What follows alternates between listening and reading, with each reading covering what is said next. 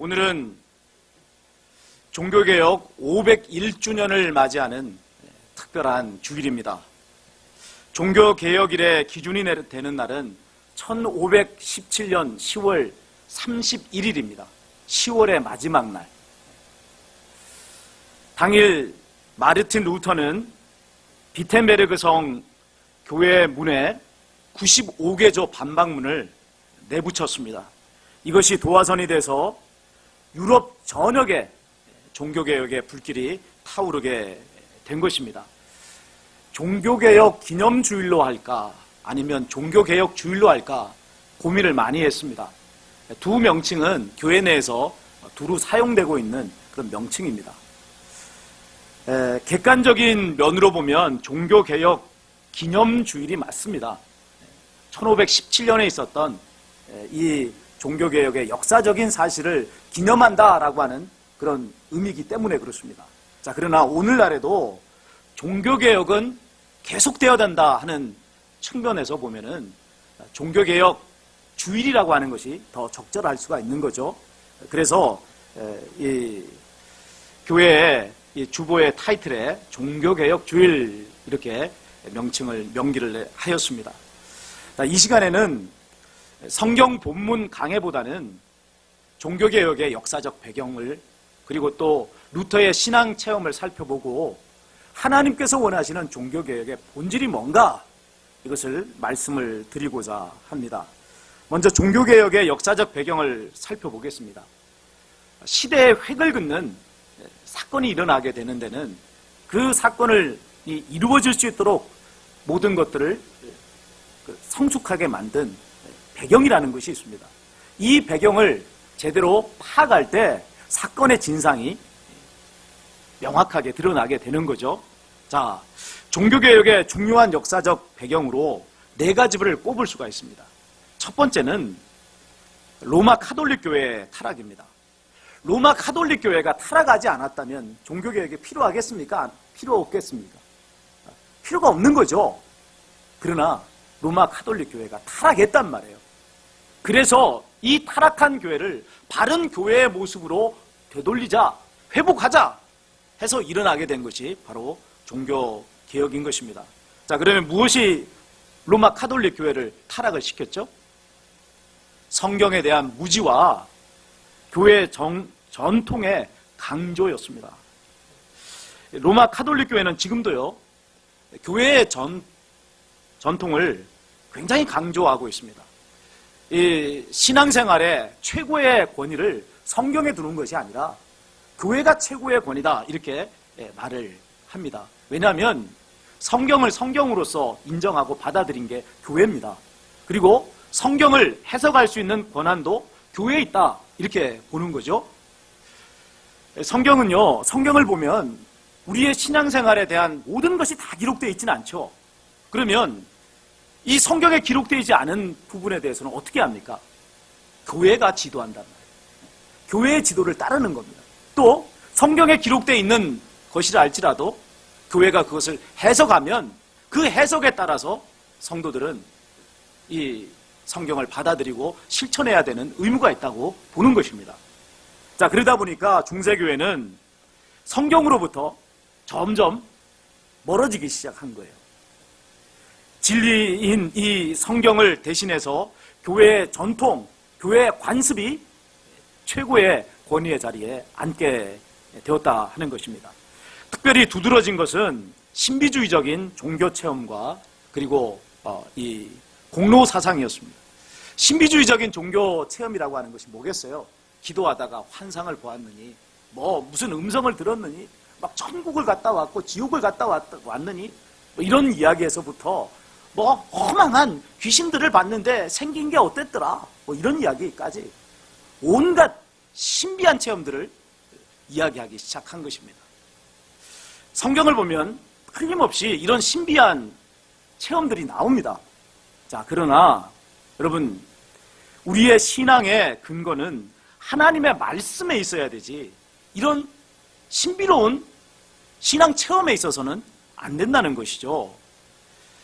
이 기도원 신앙이라고 하는 것이 바로 이런 것입니다. 하나님의 말씀에 신앙의 근거를 두는 것이 아니라 기도원에 가서 무슨 체험을 했다, 뭐 어쨌다, 뭘 봤다, 이런 것을 신앙의 근거로 삼는 것, 이것이 바로 기도원 신앙이라는 거예요. 이런 식의 신비주의적인 종교 체험을 신앙의 근거로 삼는 것은요, 대단히 위험할 뿐 아니라 잘못된 신앙의 모습입니다. 수많은 이단들이요, 어디서 생겨났느냐면 이런 신비주의 종교 체험을 강조하다가 생겨난 거예요. 자, 하나님 말씀이 없으니까 신비한 이런 종교 체험에 신앙의 근거를 두게 된 거 아닙니까? 로마 카톨릭 교회가 타락하게 된 중요한 원인은 이렇게 말씀에서 떠나서 체험, 신비한 체험을 강조하다 보니 타락하게 되었다, 이런 말씀을 드리는 거예요. 공로사상이라고 하는 것은 구원을 얻기 위해서는 공로를 쌓아야 된다라고 하는 것입니다. 대부분의 사람들은 소재를 가지고 죽습니다. 이게 이제 로마 카톨릭에서 하는 이야기예요. 소재를 가지고 죽는데, 죄 중에는 대재가 있고 소재가 있는데, 많은 예수님을 믿는다 할지라도 사람들은 다 소재를 가지고 거의 대부분이 죽는다는 거예요. 그럼 어디로 들어가느냐? 천국에 바로 들어가지 못하고 연옥이라고 하는 곳으로 들어가게 되는 것입니다. 대재를 가진 사람은 바로 지옥으로 떨어져서 구원을 받지 못하는 사람이 되는 거죠. 연옥으로 들어간 사람들은 각각의 죄의 경중에 따라서 정화의 기간을 거치는 거예요.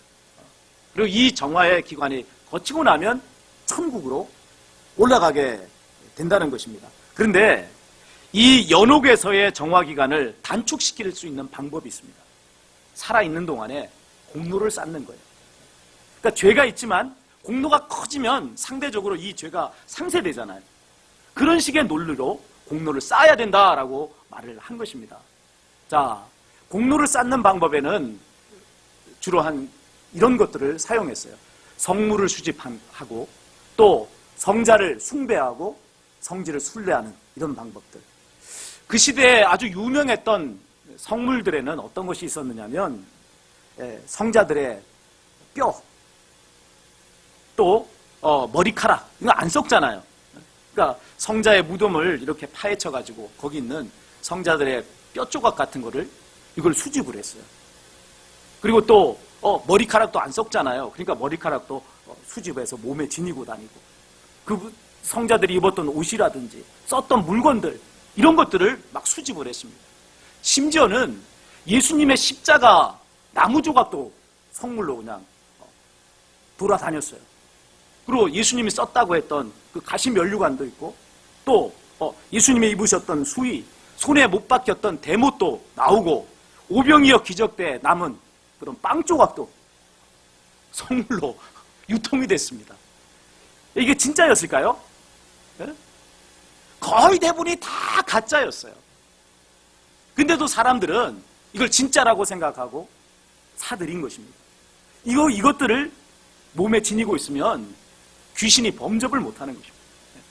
그리고 또 이걸 비싼 값을 주고 귀하게 여기며 샀기 때문에 공로가 쌓여서 이 연옥에서의 정화기간이 단축이 됐다, 그렇게 생각을 했던 것입니다.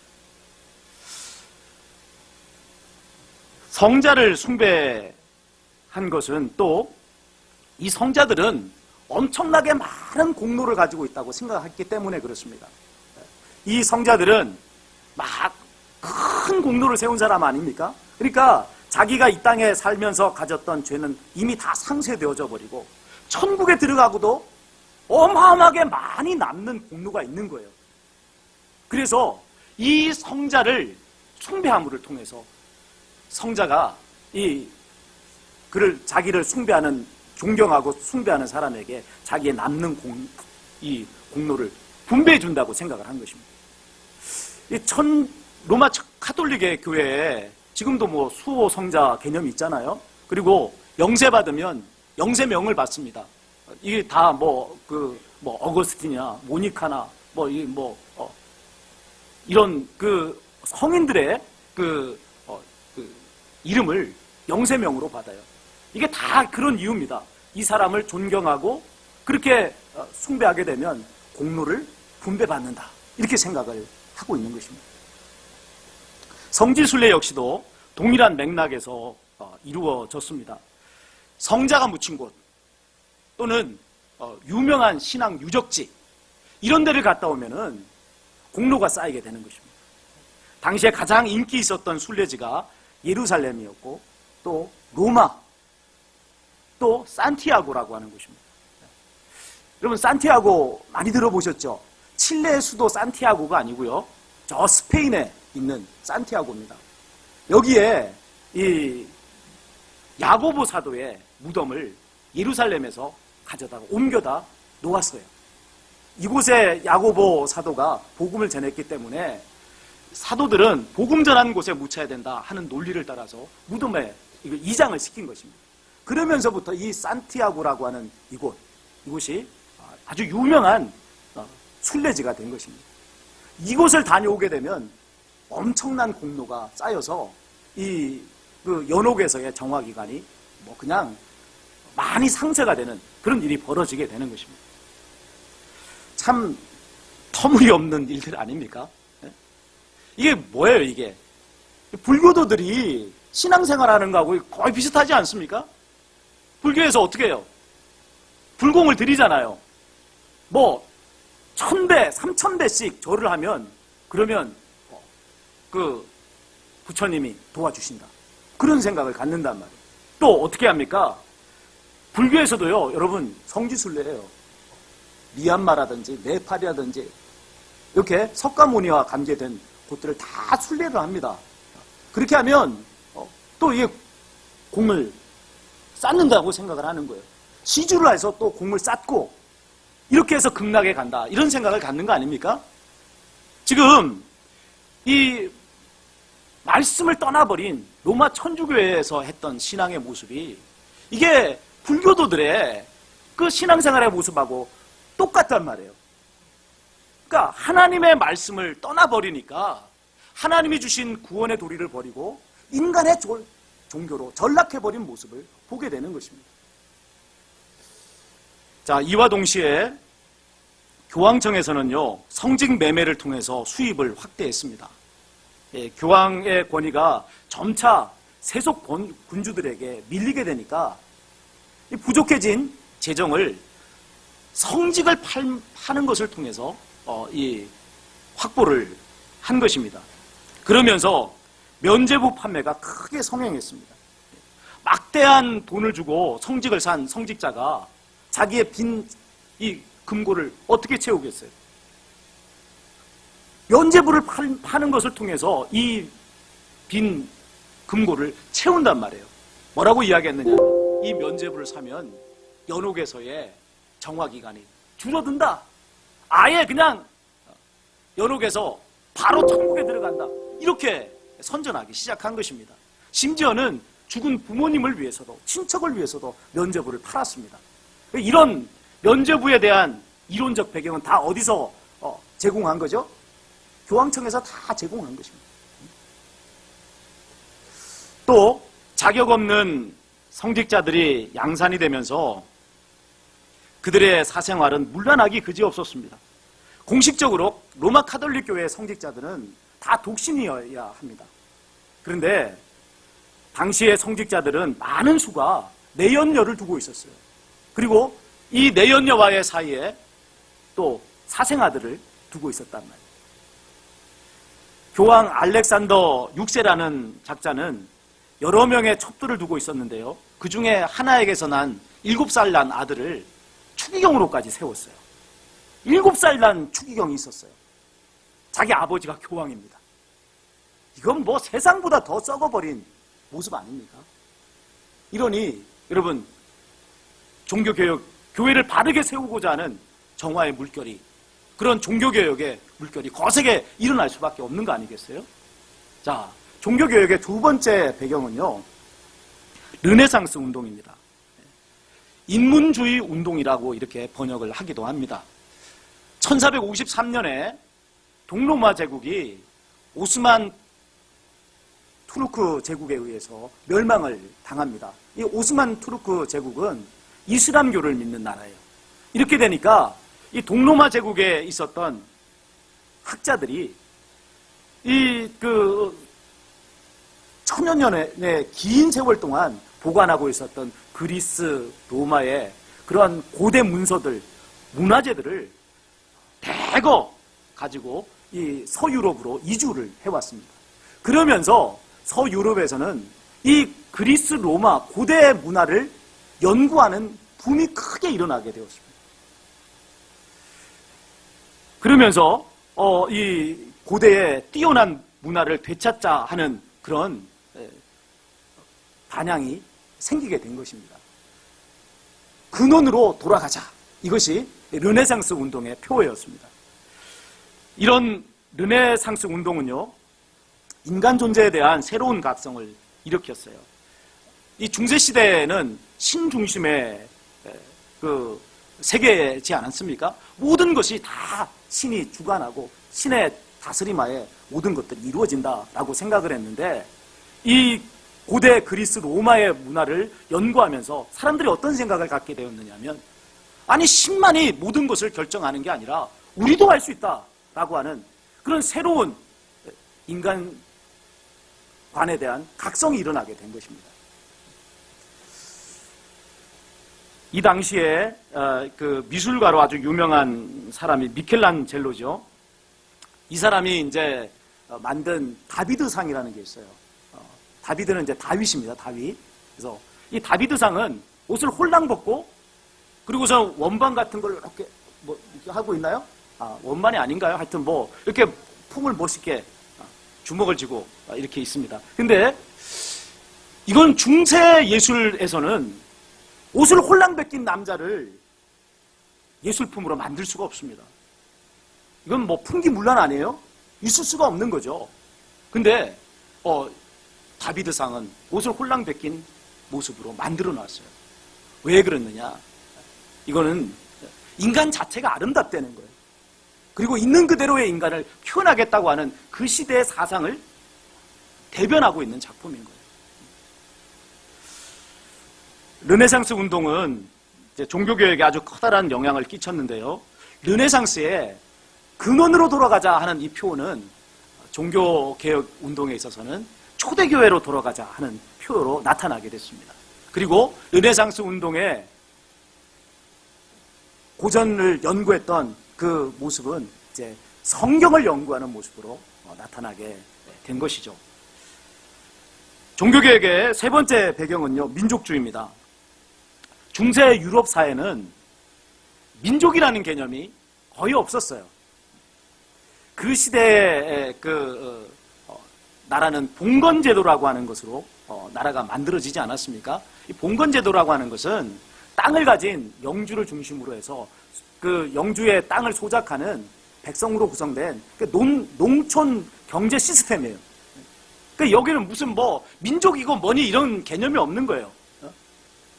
자, 그런데 십자군 전쟁을 통해서 당시에 그 영주들이 기사들이었습니다. 전쟁터에서 나가서 싸우는 기사들이었는데 이 사람들이 십자군 전쟁에서 대거 죽어버린 거예요. 그러면서 이 영주의 직위가 세력이 낮아지고 봉건제도가 몰락하는 역사가 일어나게 된 것입니다. 대신에 이 빈자리에 이제 상공업이 발달하면서 중산층, 새롭게 등장한 중산층이 힘을 가지게 되었다 하는 것입니다. 자, 이런 사회적 변화를 토대로 해서 중앙집권적인 왕정이 등장하게 되었습니다. 이 왕정은 과거에 무슨 뭐 경제체제를 통해서 나라를 만드는 그런 것이 아니라 민족이라고 하는 개념을 통해서 이 전체 나라를 이렇게 집결시키는 그런 일을 한 것을 보게 됩니다. 자, 이렇게 되니까 자연히 보편주의를 내세웠던 교황의 권세와 민족주의를 내세우는 이 왕의 권세가 충돌을 하게 되었습니다. 그 왕이 다스리고 민족주의가 이제 만들어진 나라에서는 교황이 뭔데? 왜 우리나라의 세금을 자기가 떼어가? 자기가 뭔데 우리나라의 사제들을 세우는데 자기가 사제를 세워? 이런 식의 이제 반발이 생겨나기 시작을 했다는 것입니다. 그리고 마침내는 교황의 권세로부터 왕들이 정치적, 종교적인 독립을 선언하기에 이른 것입니다. 자, 이런 종교개혁이 가능했던 것은 바로 이런 세속 군주들의 힘이 강해지면서 이들이 교황청으로부터 종교개혁자들을 보호해 주었기 때문에 종교개혁이 성공할 수 있었던 거예요. 이 세속 군주들은 어떤 것입니까? 종교개혁을 뒷받침하고 지지함으로써 교황청으로부터 독립을 할 수 있는 그런 명분이 생기는 거 아닙니까? 그래서 종교개혁자들을 이 세속 군주들 가운데는 많은 이들이 보호하고 또 지지하는 그런 역할을 한 것을 봅니다. 자, 이제 마지막 네 번째 배경이 된 것이 인쇄술입니다. 종교개혁이 일어났던 16세기에 전체 인구 가운데 글을 읽을 줄 아는 퍼센테이지는 5%였어요. 도시에서는 한 30%밖에는 글을 읽을 줄 몰랐습니다. 그런데 게다가 당시에 책들이라고 하는 것은 전부 다 손으로 써야 되지 않습니까? 그렇기 때문에 책이 한 권의 책을 갖는다는 것은 힘든 일이었어요. 그리고 이 책값이 너무너무 비쌌어요. 책 한 권이면 집 한 채 값이었어요. 그러니까 누가 이런 책들을 가지고 수 있겠어요? 그런데 1450년에 독일 누구죠? 구텐베르크가 금속 활자를 발명을 한 것입니다. 그러면서 책들을 대량으로 인쇄할 수가 있게 되었습니다. 1517년 10월 31일에 루터가 비텐베르크 성 교회문에 95개조의 반박문을 게시했는데요. 만약에 구텐베르크의 이 금속 활자가 없었더라면, 그 이전 시대였더라면 이 루터가 내놓았던 이 반박문은요, 그 지역의 신학적 이슈로만 끝났을 거예요. 왜냐하면 퍼지지 않잖아요. 그런데 구텐베르크의 금속 활자에 힘을 입어서 이 루터의 95개조 반박문이 2주 만에 독일 전역에 다 퍼져버렸어요. 그리고 몇 달 안에 유럽 전역에 다 퍼지는, 번역이 돼서 다 퍼지는 그런 역사가 일어나게 되었다 하는 것입니다.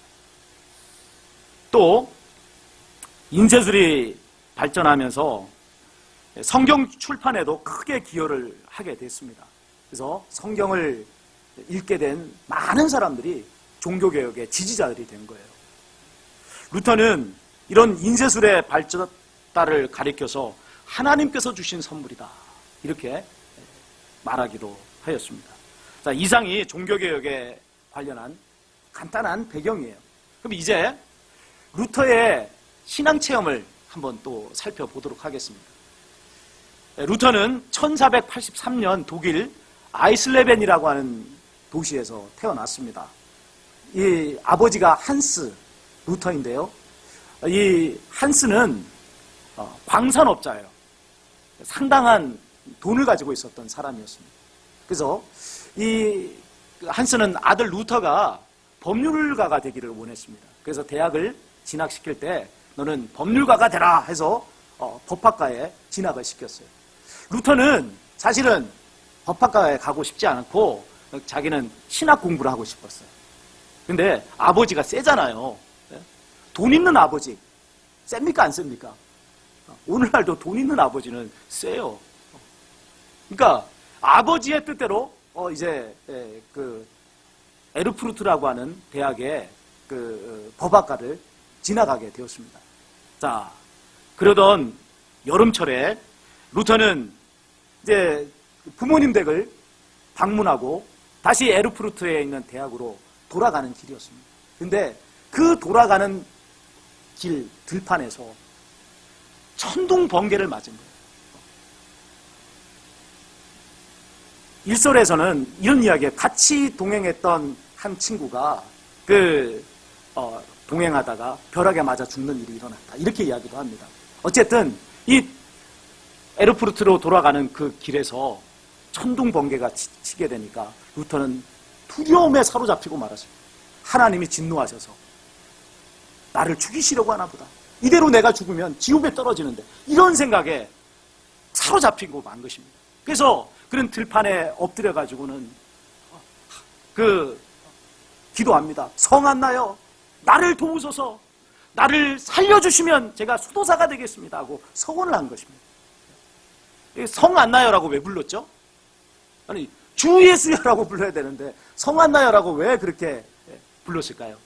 이 성안나가 뭐냐면 광부들의 수호 성자였기 때문에 그렇습니다. 그러니까 뭐 마리아여 이렇게 부른 거하고 똑같은 거예요. 성안나여 이렇게 기도를 한 것입니다.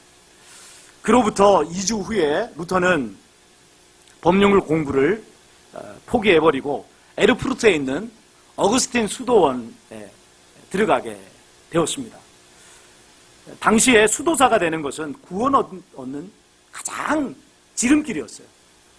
이건 뭐 속세에서의 삶을 다 끊어버리는 거 아니에요? 그리고서는 오로지 예수님만을 위해서, 하나님의 나라만을 위해서 자기를 다 드리는 것이기 때문에 이거보다 더 천국에 똑바로 들어갈 수 있는 방법은 없다. 이거보다 공로를 많이 쌓을 수 있는 방법은 없다 해서 이 구원 얻는 일에 있어서 첩경으로서 이 수도사가 되는 것을 권장을 했습니다. 자, 수도사가 된 루터는요, 정말로 열심히 수도사 생활을 했어요. 그래서 거의 매일 철야를 했고, 그리고 또 고행도 했고, 구걸도 했고, 기도도 했습니다. 구원 얻기 위한 공로를 쌓는 일에 있어서는 하지 않은 일이 없었어요. 최선을 다해서 공로를 쌓기 위해서 노력을 했습니다. 또 고해성사에도 얼마나 열심히 냈는지 모릅니다. 당시에 고해성사를 담당했던 사제가 뭐라고 이야기했느냐면, 루터 형제요, 좀 더 큰 죄를 가지고 오게. 이건 죄가 아니야. 더 큰 죄를 좀 가지고 오게. 그렇게까지 수도 없이 말을 했다는 것입니다. 그러나 루터는 아무리 열심을 내도 하나님을 만족시킬 수가 없었습니다. 그러던 중에 로마를 방문할 수 있는 기회를 얻게 되었어요. 로마는 그곳에 가면 공로를 쌓을 수 있는 성지순례 코스 아닙니까? 그러니까 게다가 거기에는 교황청이 있단 말이죠. 루터는 내가 이 로마를 방문하게 되면 이 구원에 대한 고민, 이 문제를 해결할 수 있을 거라고 하는 큰 기대를 가지고 로마를 방문하게 됐습니다. 로마를 방문한 루터는 어떤 일을 했느냐면, 빌라도의 계단이라는 것이 있어요. 예수님께서 빌라도에게 재판을 받으셨잖아요. 그 예루살렘에 있었던 빌라도의 계단을 이 로마에다 갖다 옮겨 놓은 것입니다. 그래서 이 빌라도의 계단이 28칸인데 이 28칸을 무릎을 꿇고 주기도문을 한 번씩 외울 때마다 한 칸씩 이렇게 올라가는 것입니다. 그러면 끄트머리까지 28계단을 다 올라가고 나면 하나님의 응답이 있다. 공로가 쌓여서 하나님의 큰 은혜를 주신다 하는 이야기가 전설처럼 떠돌았어요. 그러니까 루터는 그렇게 하고 싶은 거예요. 그래서 이 28개의 계단을 무릎을 꿇고 그렇게 해서 올라갔습니다. 정말 큰 기대를 가지고 28칸 딱 올라간 순간 어떤 일이 벌어졌을까요? 아무 일도 일어나지 않아요. 얼마나 크게 낙심을 했는지 몰라요. 그렇게 기대했고 그렇게 올라갔던 28개 그 계단, 거기서도 아무런 변화가 일어나지 않더라는 것입니다. 게다가 교황청에 있는 그 사제들의 타락해버린 모습, 그리고 습관적으로 드리는 예배의 모습, 이런 것에 어마어마한 회의를 느끼고 도리어 더 큰 텅 빈 가슴을 가지고 돌아오고 알게 되었습니다. 자, 이런 루터에게 극적으로 이 고민을 해결해 줄 수 있는 길이 열리게 되었습니다. 루터의 고민을 안타깝게 여겼던 수도원장이 루터에게 비텐베르크 대학에서 학생들에게 성경을 가르칠 수 있는 교수가 되게 해준 것입니다. 자, 이 학생들을 가르치려면 성경을 연구해야 되지 않겠습니까? 그래서 루터는 이 성경을 연구하다가 복음 진리를 깨닫게 되는 놀라운 체험을 하게 됩니다. 이것을 탑 체험이라고 해요. 탑 체험. 루터의 연구실이 탑에 있었어요. 탑. 탑이 이제 대학에 있는 그 탑 건물 속에 여기 이제 연구실이 있었기 때문에 거기서 연구하다가 이 복음의 진리를 깨닫게 된 거예요. 먼저 큰 깨달음을 얻은 것은 시편 22편입니다. 예수님께서는 십자가상에서 시편 22편의 1절, 2절의 부분을 크게 외치셨지 않습니까? 나의 하나님, 어찌하여 나를 버리셨나이까? 그렇게 외치셨단 말이에요. 루터는 이것이 고민이었습니다. 예수님은 아무런 죄가 없으신 분인데 어찌하여 하나님께서는 이 죄 없으신 예수님을 버리셨느냐 하는 거예요. 버리실 이유가 없는 거 아니에요. 근데 왜 예수님께서는 하나님을 향하여 어찌하여 나를 버리셨습니까? 라고 이렇게 고백을 했느냐는 거죠. 이것을 두고 고민하고 또 고민하다가 마침내 무엇을 깨닫느냐 하면 예수님께서 우리의 모든 죄를 대신 지셨구나 하는 것을 번개처럼 깨닫게 되죠. 그 순간 그동안 두려운 하나님, 언제나 죄를 지은 것에 대해서 벌 주시려고 하는 그 무서운 하나님의 모습이 확 바뀌면서 사랑의 하나님의 모습이 나타나게 된 것입니다. 그가 왜 그렇게 열심히 공로를 쌓으려고 했어요? 죄의 문제를 해결하려고 몸부림쳤던 거 아니에요?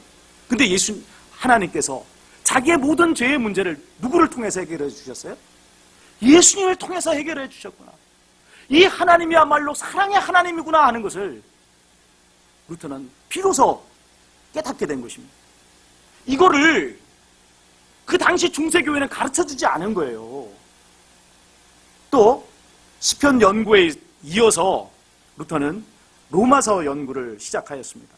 그리고 거기에서 또 하나의 놀라운 진리를 깨닫습니다. 그것이 바로 이신칭의의 말씀입니다.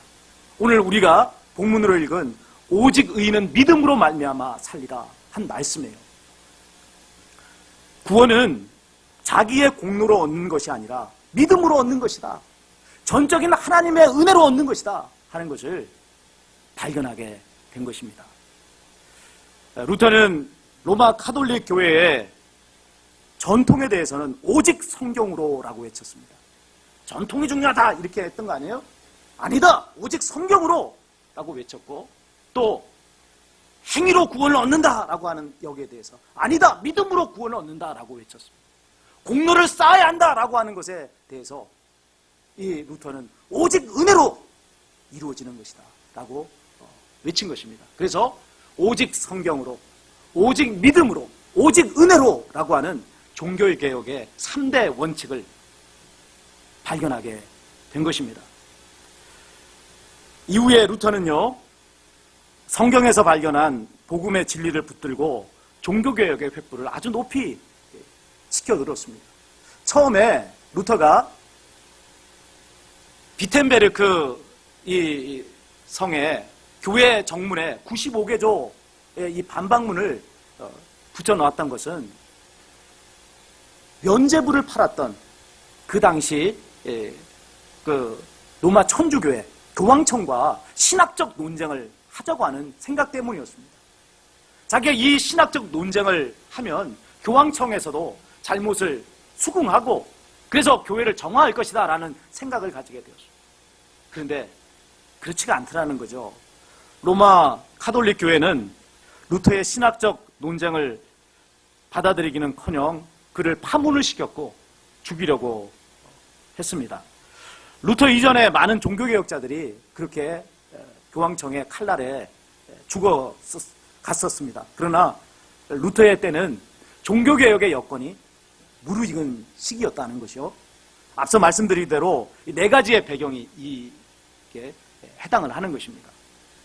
특별히 루터는요, 독일 작센 영주였던 프리드리 선제후의 보호 아래서 이 종교개혁을 성공적으로 성사시킬 수가 있었습니다. 물론 이 모든 것을 주관하신 분은 하나님이시죠. 때가 되매 이 모든 상황들을 조성하셔서 그래서 마침내는 루터로 하여금 종교개혁의 기치를 들게 하고 많은 사람들이 이 종교개혁에 동참하게 하심으로써 교회를 변혁시키는, 또 새롭게 변화시키는 그런 역사를 이루어내신 것입니다. 자, 우리는 이 시간 종교개혁의 역사적 배경과 그리고 루터의 신앙 체험을 통해서 종교개혁의 본질이 무엇인가 하는 것을 발견하게 됩니다. 종교개혁은 왜 무엇인가? 그것은 인본주의 신앙에서 신본주의 신앙으로의 변화입니다. 또 신비주의 신앙에서 말씀의 신앙으로의 변화가 바로 종교개혁의 본질이다 하는 것을 알 수가 있게 되는 것입니다. 오늘날 한국교회에 큰 폐단이 일어나는 이유가 무엇 때문이겠습니까? 이 신본주의에서 인본주의로 넘어가기 때문에 그래요. 그리스도의 몸된 교회가 아니라 많은 사람들의 사업장이 되어버렸어요. 돈 버는 장소. 그러니까 여러분, 교회가 얼마나 큰 문제가 일어나고 얼마나 그런 잡음이 많이 생깁니까? 세상 사람들의 손가락질을 받는 장소가 되고 말았습니다. 말씀을 떠나버린 것이죠. 자, 이것은 교회만의 문제가 아닙니다. 우리 자신의 신앙 또한 돌아봐야 한단 말이에요. 말씀에 근거하지 않고 내 생각을 따라서 신앙생활을 하고 있지는 않는가? 여러분, 우리 자신을 돌아보시기 바랍니다. 성경이 말씀하시는 하나님을 믿는 게 아니라 내가 만든 하나님을 믿고 있는 거 아니에요? 성경의 하나님은 내 영혼이 잘됨 같이라고 말하는데, 아니, 나는 돈이 많아야 돼, 이런 것을 여러분 먼저 생각하고 있지는 않습니까? 내가 만든 하나님, 성경의 하나님이 아니라 내가 만들어 놓은 하나님이 하나님이라고 생각하고 그 하나님 앞에 복달라 명달라 하는 것은, 여러분, 이거 우상숭배예요. 종교개혁 주일, 나 자신의 신앙부터 바로 잡으시고 말씀 위에 굳건하게 선 참 믿음의 사람들이 되시기를 바랍니다. 그리고 우리로부터 다시 한번 이 세대를 새롭게 하고 이 시대의 교회를 새롭게 하는 거룩한 종교개혁의 물결이 솟아오르기를 주님의 이름으로 축원을 드립니다.